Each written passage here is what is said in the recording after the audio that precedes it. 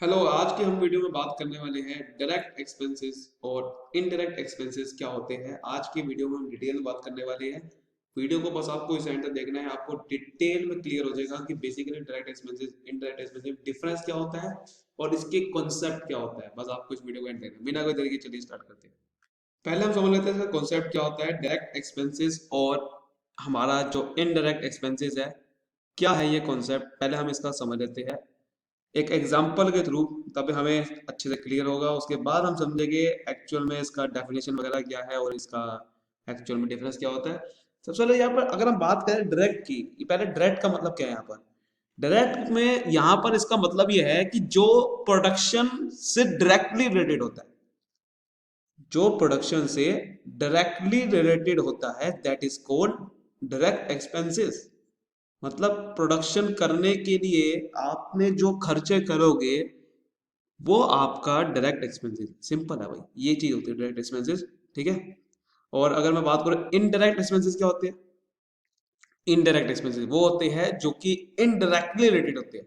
मतलब indirectly related होते हैं किसके, प्रोडक्शन से। बस सिंपल है भाई, इनडायरेक्टली रिलेटेड होते हैं प्रोडक्शन के, तभी इसका नाम पड़ा है इनडायरेक्ट एक्सपेंसेस। अब कैसे हो सकते हैं खर्चे, कैसे होते हैं, इसको एक एग्जांपल लेते हैं। सपोज करते हैं कि आपका एक बिजनेस है क्लोथिंग का। ठीक है। आप क्लोथिंग का एक बिजनेस करते हो, आपने पीछे से कॉटन खरीदा और आपको कॉटन खरीदना है पीछे से, और वो आपने खर्चे करे बड़े सारे। सपोज करो आपने पहले तो फ्लाइट का पे करा, फ्लाइट पे करा, ट्रांसपोर्टेशन से रिलेटेड खर्चा हो गया। फिर आपने कैरेज पे करा, रिक्शे का किराया पे करा। फिर आपने यहाँ पर जैसे ही आया तो आपका लोडिंग लोडिंग और अनलोडिंग का खर्चा हुआ। ऐसे कई सारे खर्चे आपने करने पड़े, तब जाके आपकी प्रोडक्शन स्टार्ट हो पाई। आपने मशीन से रिलेटेड कोई खर्चा करा, ये सारे खर्चे आपने करने पड़े ताकि आप प्रोडक्शन स्टार्ट कर सको, प्रोडक्शन कर सको। ठीक है। प्रोडक्शन करने के लिए आपने जो खर्चे करे ये वाले, फिर आपने एक्चुअल में प्रोडक्शन कर ली, अब उसको बेचना था। अब बेचते हुए आपका हुआ एडवर्टीजमेंट का खर्चा। बेचते हुए कौन सा खर्चा हुआ, एडवर्टीजमेंट का खर्चा हुआ। उसके बाद फिर आपने ऑफिस से रिलेटेड खर्चे करने स्टार्ट करे, ऑफिस एक्सपेंसेस। फिर आपने कोई ऑफिस में भाई बहुत सारे खर्चे करने हैं, कभी किसी कॉल अटेंड करनी है, आगे कई सारे लोगों की कस्टमर अटेंड करने हैं, ऑफिस रिलेटेड खर्चे करने स्टार्ट करे आपने। फिर आपने इलेक्ट्रिसिटी बिल पे करा, वो भी इसके अंदर ही आ जाएगा। ठीक है। फिर आपकी कोई मशीन का डेप्रिसिएशन लग रहा है, वो भी आप इसमें लोगे। डेप्रिसिएशन कम वैल्यू हो रही है उसकी, कोई बैड डेट्स आ रहा है, किसी ने पैसा पे नहीं करा, वो सब खर्चे आप बाद में बियर करोगे। तो ये आपने एक्सपेंसेस को कैटेगरी में डिवाइड कर, एक एक्सपेंसेस को डिवाइड करते हैं दो हिस्सों में। कि एक हिस्सा था एक्सपेंसेस करने का जब आप अभी आपने सेल ही नहीं करी, जो सेल होने से पहले ही खर्चे सारे करे, तो वो खर्चे को बोला जाता है डायरेक्ट एक्सपेंसेस। जो अभी आपने प्रोडक्शन कर रहे हो, अभी फिलहाल सेल थोड़ी कर दी आपने, जो सेल से पहले के सारे खर्चे हो जाएंगे। यानी कि प्रोडक्शन करने के लिए जो भी आप खर्चे करे आपने, वो सब कौन से हो जाएंगे, डायरेक्ट एक्सपेंसेस। और जो प्रोडक्शन करने के बाद आप सेल्स कर रहे हो, उस सेल करने के बाद जो खर्चे हो रहे हैं, ठीक है, सेल करने के लिए सारे जो खर्चे हो गए, उस सेल्स करने के बाद जो खर्चे हो गए सारे सारे, वो सब इंटरनेट एक्सपेंसेस है। एडवर्टीजमेंट खर्चा करा आपने सेल करने के लिए, फिर आप सेल हो गई है, फिर आप आपने ऑफिस के एक्सपेंस खर्च करा, इलेक्ट्रिसिटी का बिल पे करा, सब आपके बाद के खर्चे सारे। तो एक्सपेंसेस को हमने दो कैटेगरी में डिवाइड कर देते हैं, तब जाके हमारे इसका नाम पड़ा है कि डायरेक्ट और इनडायरेक्ट। अब ये खर्चा क्यों हमने हमने इसको डिवाइड क्यों करा, क्योंकि ये खर्चा एक्चुअल में हमें कॉस्ट निकालने में काम करता है। आपकी कितनी कॉस्ट लगी है एक गुड्स को बनाने के लिए, वो सारे खर्चे डायरेक्ट एक्सपेंसेस में जोड़े जाते हैं। कि प्रोडक्शन करने की कॉस्ट क्या है, वो इसलिए आपको अपने डायरेक्ट एक्सपेंसेस पता होने बहुत जरूरी है। आपके प्रोडक्शन करने की कॉस्ट कितनी लगी है, इसके साथ साथ एक और इसके साथ खर्चा होता है, वो इसी के अंदर इंक्लूड होता है। बेसिकली हमारे ना डायरेक्ट खर्चे तीन तरीके के होते हैं। अगर मैं बात करूं, अगर मैं जैसे कि अगर बात करूं तो तीन तरीके के होते हैं। एक होता है हमारा डायरेक्ट लेबर होती है। ठीक है। डायरेक्ट मटेरियल सबसे पहले होता है, पहले तो होता है डायरेक्ट मटेरियल, फिर होता है डायरेक्ट लेबर, पहले होता है डायरेक्ट मटेरियल। इसकी वीडियो बना चुका हूँ कि डायरेक्ट मटेरियल और इनडायरेक्ट मटेरियल में डिफरेंस क्या होता है। फिर होता है डायरेक्ट आपका लेबर, और तीसरी कैटेगरी होती है हमारी डायरेक्ट एक्सपेंसेस की। तो ये डायरेक्ट एक्सपेंसेस उसमें इंक्लूड होता है कि हमारे जो डायरेक्ट खर्चे होते हैं, डायरेक्ट कॉस्ट इसको बोल सकते हैं। कि टोटल मिला के हमारी डायरेक्ट कॉस्ट तीन तरीके की होती है, उसी के अंदर इंक्लूड होता है डायरेक्ट एक्सपेंसेस। और इनडायरेक्ट कॉस्ट भी ऐसी तीन तरीके की होती है, इनडायरेक्ट लेबर होती है, इनडायरेक्ट आपका मटेरियल होता है, इनडायरेक्ट एक्सपेंसेस वहां आते हैं। सो ये उसी के अंदर आता है। सो बेसिकली ये कॉस्ट फॉर प्रोडक्शन निकालने के लिए बहुत जरूरी है। और यहाँ पर ये खर्चे कॉस्ट ऑफ प्रोडक्शन में डायरेक्टली इन्वॉल्व नहीं होते, ये बाद में जोड़े जाते हैं। ठीक है, ये डायरेक्टली नहीं जोड़ सकते इसको, लेकिन डायरेक्टली जोड़ना पड़ता है सीधा प्रोडक्शन की कॉस्ट निकालने के लिए। इसको बाद में जोड़ा जाता है जब हम सेल प्राइस निकालते हैं किसी चीज का। ये फालतू के खर्चे कह सकते हो इसको आप, जो फालतू के बाद में खर्चे हुए।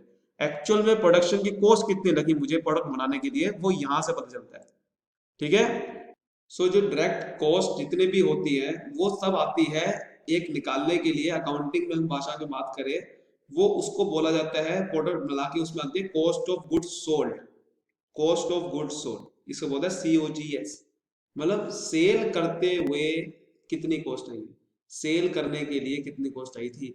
मतलब सेल करने के लिए आपको कितनी कॉस्ट, वो मतलब क्या हो गया कि जो आपका सेल करने से पहले जो भी खर्चे हुए थे वही तो होते हैं डायरेक्ट एक्सपेंसेस।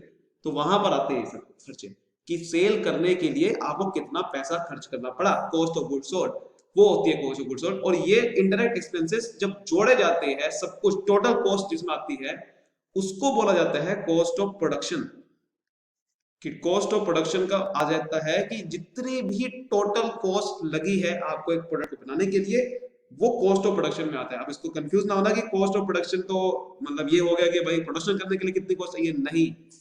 नाम इसको कॉस्ट ऑफ प्रोडक्शन इसलिए दे रहे हैं कि प्रोडक्शन करने के लिए जो भी खर्चे हुए चाहे डायरेक्ट चाहे इनडायरेक्ट वो सब आते हैं इसके अंदर। ठीक है, लेकिन कॉस्ट ऑफ गुड्स सोल्ड अलग है, वो होते हैं एक्चुअल में डायरेक्ट एक्सपेंसेस जहां पर सारे सारे आते हैं जो डायरेक्टली जितनी भी आपने कॉस्ट करी है, डायरेक्ट लेबर हो मटेरियल हो कुछ भी हो।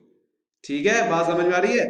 तो अब हम आगे चलिए, अब एग्जांपल तो समझते हैं डायरेक्ट एक्सपेंसेस बेसिकली कौन कौन से हो सकते हैं। ये आपके डायरेक्ट एक्सपेंसेस देखो, वेजेस आप मजदूरी दे रहे हो, ठीक है, फैक्ट्री का रेंट दे रहे हो, फैक्ट्री से रिलेटेड देखो खर्चे हो रहे हैं, मैन्युफैक्चरिंग से रिलेटेड खर्चे हो रहे हैं, नहीं। कॉस्ट ऑफ रॉ मटेरियल, ठीक है, रॉ मटेरियल की कितनी कॉस्ट आई है बेसिकली वो बेसिकली ये आपका खर्चा, ये बेसिकली पता कहाँ जाता है, ये वैसे ही खर्चा आपका जाता है डायरेक्ट मटेरियल से बोलते हैं। ये इन्होंने यहाँ लिखा हुआ है, ये बेसिकली डायरेक्ट मटेरियल है। ठीक है, डायरेक्ट मटेरियल है ये, कॉस्ट और raw material basically direct material में आएगा ये। फिर भी इन्होंने ये पता क्यों लिखा हुआ है यहाँ पर, क्योंकि ये ट्रेडिंग अकाउंट में सारे खर्चे आते हैं, ट्रेडिंग अकाउंट में ये खर्चे आते हैं। ठीक है, ये ट्रेडिंग अकाउंट के खर्चे है। तो ट्रेडिंग अकाउंट में बेसिकली ये चीज आती है। प्रेमिस का रेंट दे रहे हो, प्रेमिस होता है जो आपका फर्नीचर वगैरह हो गया, ठीक है, उसका आपका जो प्रेमिसेस होते हैं जो आप यूज करते हो अपने, तो उसका आप यहाँ पर आता है रेंटिंग। फ्यूल आप दे रहे हो, कैरेज इनवर्ड, कैरेज इनवर्ड होता है जो आप परचेज करते हुए कुछ आप किराया दे रहे हो, उसे बोलते हैं कैरेज इनवर्ड। तो यहाँ पर जाते हैं। सो ये डायरेक्ट एक्सपेंसेस सारे कहाँ जाते हैं, ये जाते हैं बेसिकली ट्रेडिंग अकाउंट में। ट्रेडिंग अकाउंट का मतलब यही है, मैन्युफैक्चरिंग से खर्चे होना। इनडायरेक्ट एक्सपेंसेस होते हैं, ये जाते हैं प्रॉफिट एंड लॉस अकाउंट में। ठीक है, ये जाते हैं प्रॉफिट एंड लॉस अकाउंट में, सैलरी देना, टेलीफोन का बिल, ऑफिस के जितने खर्चे सारे, प्रिंटिंग है, stationery, legal account charges, carriage outward, sale करते हुए जो आप खर्चा दे रहे हो, किराया दे रहे हो, अब वो आएगा खर्चा इसके अंदर। साथ ही साथ इसके अंदर एडवर्टाइजमेंट के खर्चे, डेप्रिसिएशन, ऐसे कई सारे और खर्चे भी आते हैं। ठीक है, ये सारे कहा जाते हैं प्रॉफिट एंड लॉस अकाउंट में। बात समझ में आ रही है, ये मैंने आपको पहले क्लियर कर दिया था, इसलिए डायरेक्ट मटेरियल यहाँ पर बोलते हैं, डायरेक्ट एक्सपेंसेस बेसिकली इसको नहीं बोलेंगे कॉस्ट ऑफ मटेरियल को। ये वेजेस, रेंट वगैरह जो अलग इसके जो भी खर्चे हो जाएंगे लेबर मटेरियल के अलावा, वो सब डायरेक्ट एक्सपेंस आएगा। ठीक है, बात समझ में आ रही है अच्छे से। अब जरा डिफरेंस समझ लेते हैं, डायरेक्ट एक्सपेंसेस और इनडायरेक्ट एक्सपेंसेस में क्या डिफरेंस होता है बेसिकली। जैसे मैंने आपको बताया, any expense other than direct material and wages, वो direct material and direct labour which are out relative attributable, मतलब इसका मतलब ये है बेसिकली जिसको आप प्रोडक्ट और सर्विस पे एक्चुअली में जोड़ सकते हो, उसको वहीं पे जोड़ते हैं उसकी कॉस्ट निकालने के लिए, उसे बोले जाते हैं डायरेक्ट एक्सपेंसेस। और इनडायरेक्ट एक्सपेंसेस मतलब क्या, जो कि इनडायरेक्ट मटेरियल, इनडायरेक्ट लेबर के अलावा जो खर्चे होते हैं और उसको आप नहीं जोड़ सकते किसी एक स्पेसिफिक प्रोडक्ट के हिसाब से, कि आप एक इस कॉस्ट प्रोडक्ट की कॉस्ट बनाने में इतना खर्चा आया उसके अंदर नहीं जोड़ोगे आप। ठीक है, इसलिए आप इसको इनडायरेक्ट एक्सपेंस कैटेगरी करते हो। अब इंक्रेस कब होता है, ये प्रोडक्शन या परचेज करने में होता है। या तो आप प्रोडक्शन कर रहे हो जो आप उसमें रिलेटेड खर्चा करोगे मशीन वगैरह पे या कुछ हो गई है, परचेज करते हो आप खर्चा कर रहे हो कैरेज वगैरह वेजेस हो गया। ठीक है, ये कहाँ आते हैं, ऑफिस एंड एडमिनिस्ट्रेशन में आते हैं सारे सारे, ऑफिस एंड एडमिनिस्ट्रेशन। प्लस मैं इसको एक और कहूंगा, यहाँ पर इन्होंने ऑफिस एंड एडमिनिस्ट्रेशन लिखा, selling and overhead, selling overheads जो होते हैं हमारे, ठीक है। सेलिंग एंड डिस्ट्रीब्यूशन भी आएगा इसके अंदर, इन्होंने खाली ऑफिस वगैरह लिखा हुआ है, लेकिन इसके अंदर और भी आएगा सेलिंग एंड डिस्ट्रीब्यूशन पे जो खर्चे होते हैं, ये बेसिकली उस पे आते हैं, ठीक है। एलोकेशन और एप्रो, ये एलोकेशन का मतलब होता है कि भाई ये कहाँ लगाए जाते हैं, ये बेसिकली लगाए जाते हैं किसी एक पीस पे, यानी कि एक पीस बनाने में मैंने इतना खर्चा किया, वो डायरेक्ट एक्सपेंसेस में उसको वहां पर जोड़ते हैं। इनडायरेक्ट एक्सपेंसेस अलग से जोड़ा जाता है, उसको आप ये नहीं कह सकते कि भाई जितने पीसेस बनाओगे वो पीसेस के हिसाब से होता ही नहीं है, पर ये आप समझो बस इसको आप कि पीसेस के हिसाब से होते हैं, कि जितने पीस बनाओगे उसके हिसाब से डायरेक्ट एक्सपेंसेस होंगे, वरना नहीं होगे, पर इनडायरेक्ट एक्सपेंसेस हो गए ही होगे, चाहे आप पीस बनाओ या ना बनाओ। समझ आ रही है, उसको अभी भूल जाओ, इसका डिटेल इतना मैं टेक्निकल भाषा में आपको नहीं बता चाहता, इसको सिर्फ आप इतना ही समझो, कॉन्सेप्ट को क्लियर करना है आपने। कॉस्ट ऑफ गुड्स सोल्ड, ये मैंने को पहले ही बताया था कि कॉस्ट ऑफ गुड्स सोल्ड में ये खर्चा आता है, समझ गए कि गुड्स बनाने में कितना खर्चा आया, और यहाँ पर इसमें नहीं आता, ये तो इनडायरेक्ट एक्सपेंसेस में, ये कॉस्ट ऑफ प्रोडक्शन में आएगा टोटल मिला के। अपीयर कहाँ होता है, ट्रेडिंग अकाउंट में, ये कहाँ होता है, प्रॉफिट एंड लॉस अकाउंट में, डेबिट साइड में खर्चे है ना, डेबिट साइड पे आएंगे। ट्रीटमेंट, इसको बोला था प्राइम कॉस्ट बोला था, ये बेसिकली जो मेरे को था ना, डायरेक्ट मटेरियल, डायरेक्ट लेबर और डायरेक्ट एक्सपेंसेस, ये तीनों मिला के बन जाती है प्राइम कॉस्ट, इसका नाम लेते हैं प्राइम कॉस्ट, जो कि एक्चुअल में आपका प्रोडक्ट्स बनाने में जो खर्चा आया, और ये ओवरहेड में आता है। ओवरहेड होते हैं जो फालतू के अलग आपने जो खर्चे किए, जो कि प्रोडक्शन में नहीं इन्वॉल्व है, समझ गए बात को। तो ये हमारा बेसिक डिफरेंस था। अगर हम लास्ट में मीनिंग की बात करें तो सिंपल सी बात है, direct expenses are directly related to, मैंने आपको पहले ही बताया था, directly related to production of product sold और सर्विस रेंडर, जो आप बेच रहे हो उसको बेचने के पहले जितने भी खर्चे हुए हैं वो सब आपके डायरेक्ट एक्सपेंसेस हैं, सिंपल सी बात है, बिल्कुल ठीक है ना। एंड दे में differ for different type of company, अलग अलग तरीके से कंपनी डिपेंड करते हैं, कि आप कंस्ट्रक्शन कर रहे हो तो उसके लिए डायरेक्ट एक्सपेंस अलग है, आप जो भी मैन्युफैक्चरिंग कर रहे हो उसके लिए अलग है, सर्विस कर रहे हो तो भाई अलग है, कंपनीज के लिए अलग, हर एक के लिए अलग होता है। मतलब वो ये समझ लो कि जो भी आप प्रोडक्ट या सर्विस बेच रहे हो उसको आपको, मतलब उसको बनाने के लिए जो भी खर्चे हुए हैं वो बेसिकली आपका डायरेक्ट एक्सपेंसेस आएंगे। और इनडायरेक्ट एक्सपेंसेस कौन हो सकते हैं, जो डायरेक्टली नहीं है, are not directly related to and assign to core business operation, ठीक है। जो आप बिजनेस ऑपरेशन जो आप कर रहे हो, जो यानी कि जो प्रोडक्ट सर्विस बना रहे हो उससे रिलेटेड नहीं है डायरेक्टली।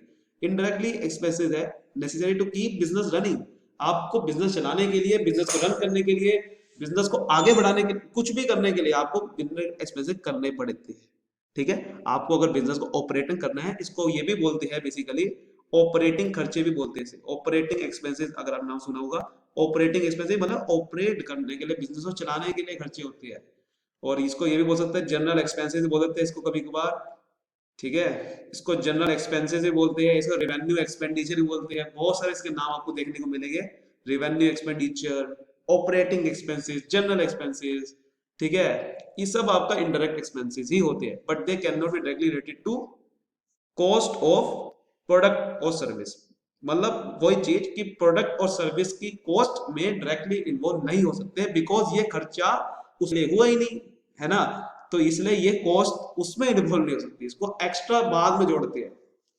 उम्मीद करता हूँ अच्छे से आपको समझ में आ गया होगा कि डायरेक्ट और इनडायरेक्ट एक्सपेंसेस बेसिकली होते क्या है, और अच्छे से आपको इसका मीनिंग समझ में आया होगा, अच्छे से आपको डिफरेंस समझ में आया होगा। ये कॉन्सेप्ट की वीडियो थी, चाहो तो मैं इसको बहुत इनडायरेक्टली, मतलब बहुत टेक्निकल वे में आपको बता सकता था, लेकिन वो बहुत ही अलग लेवल की बात हो जाएगी फिर वो, इसलिए मैं आपको पूरा का पूरा सभी के लिए वीडियो थी, जिसको जो भी बिल्कुल नया नया होगा उसको भी अच्छे समझ में आया होगा। अगर आपको अच्छे समझ में आया तो जरूर वीडियो को लाइक करना, फिर सब्सक्राइब जरूर कर देना, और चैनल को फिर फैला देना उन लोगों के साथ जिनको समझ नहीं आता अच्छे से। ऐसी और धमाकेदार वीडियो के लिए कमेंट जरूर कर देना, ताकि ऐसी और वीडियोस बनेगी। मिलते हैं अगले वीडियो में, बाय बाय, थैंक यू।